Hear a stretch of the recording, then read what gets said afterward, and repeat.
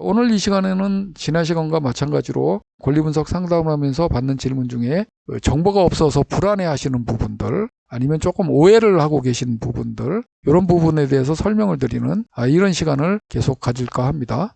제가 이제 받는 질문 중에 하나가 어떤 물건이 이제 경매에서 낙찰이 됐는데 그 낙찰자가 웬일인지 잔금을 안 냈어요. 사실 법원의 특성은 왜 잔금을 안 내는지 이런 거를 묻지를 않습니다. 그죠? 냉정하게 보증금을 몰취하고, 그러니까 보증금을 이제 배당하는 금액에 이제 포함시켜 버리죠. 그리고는 다시 이제 경매기일을 잡죠. 이제 이 경매기일을 재매각기일이라고 하는데, 요 재매각할 때 대부분의 법원에서는 이제 보증금을 이제 20%로 보통은 올리죠. 제가 생각할 때 이제 보증금을 20%로 올리는 이유는 법원 자체는 이 권리 분석을 해주는 기관이 아닐 뿐만 아니라 이 전 낙찰자가 왜 보증금을 안 냈는지 물어보질 않아요. 다만 이제 이런 입찰하는 입찰자들을 위해서 여기에 전 낙찰자가 보증금을 안 내서 위험할지 모르니까 이 부분에 대해서 주의를 해라 하는 의미에서 보증금을 10% 더 해서 이제 20%로 올리는 걸로 저는 이제 그렇게 생각하고 있는데요. 위험성이 있을 수 있는 물건인 것은 맞는 것이죠. 주로 이제 질문 내용이 어디 가서 그러면 미납 사유를 알 수 있냐 이렇게 질문을 주셔요.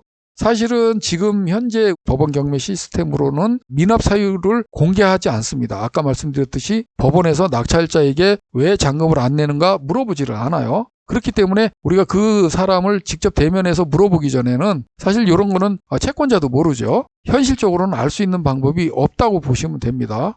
그렇기 때문에 미납 물건에 대해서는 그러면 어떻게 대처를 해야 되는가 하는 부분을 좀 오늘 말씀드려서 조금 불안감이 좀 해소가 될 수 있으면 좋겠다 하는 취지에서 이 꼭지를 마련해 봤습니다.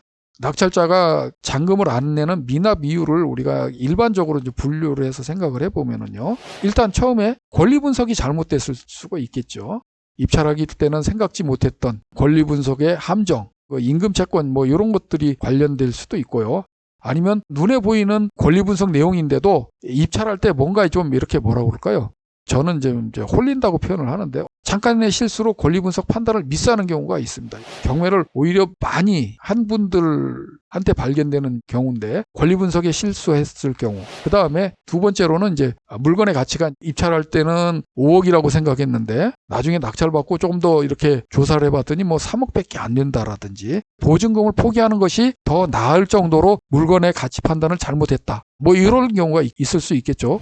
더군다나 어쩔 수 없는 경우가 시세 조사했을 때는 5억 정도로 시세가 형성됐다고 했는데 갑자기 이제 부동산 하락 대세기에 들어서 막 1억씩 뚝뚝 떨어진다. 이런 경우에는 참 난감하죠. 어떻게 해볼 도리가 없이 차라리 눈물을 머금고 보증금을 포기하는 경우가 나중을 위해서 더 좋을 때가 있을 겁니다.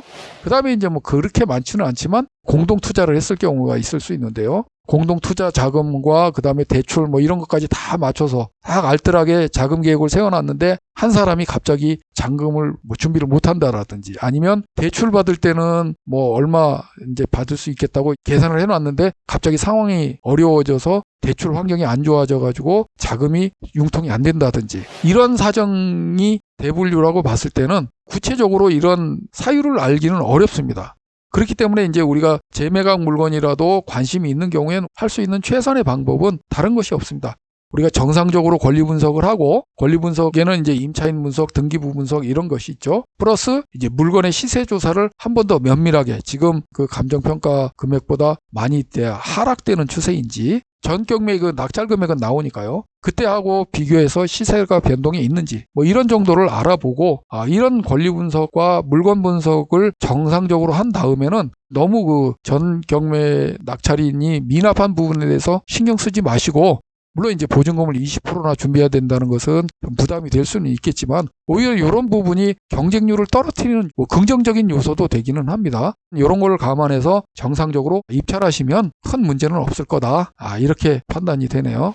결론적으로 말씀드려서 내가 권리 분석을 제대로 하고 그 다음에 물건 분석, 그 다음에 시세 분석을 정확하게 했다면 전 경매 낙찰인이 미납한 거에서는 크게 신경 쓰지 말고 정상적으로 입찰을 하자. 이런 내용의 말씀을 드리면서 마무리를 하겠습니다. 지금까지 들어주셔서 감사하고요. 저는 옵션은 고정용이었습니다. 감사합니다.